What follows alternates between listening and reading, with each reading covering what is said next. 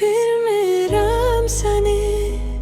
Keçib getsə də vaxt yenə də eyni. Hər kəs soruşanda deyirəm yaxşı, amma içimdə qalıb o günlərin izi.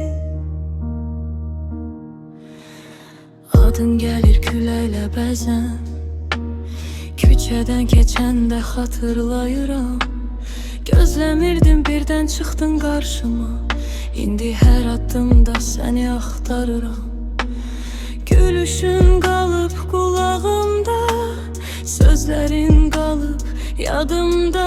Bəlkə bir gün keçər hamısı, amma indi hələ ağırdı daxilimdə.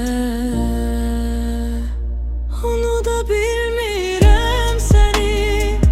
Keçib getsə də vaxt yenə də eyni. Hər kəs soruşanda deyirəm yaxşı, amma içimdə qalıb o günlərin izi. Unuda bilmirəm səni.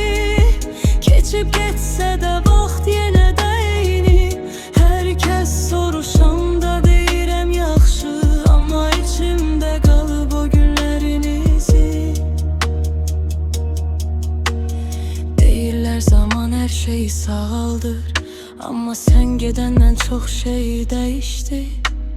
Hər şey normal görünür kənardan, amma qəlbimin içi yerində deyil ki.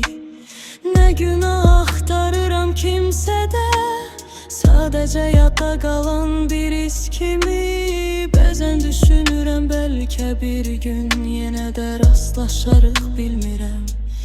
Kim bilir? Unuda bilmirəm səni. Keçib getsə də var.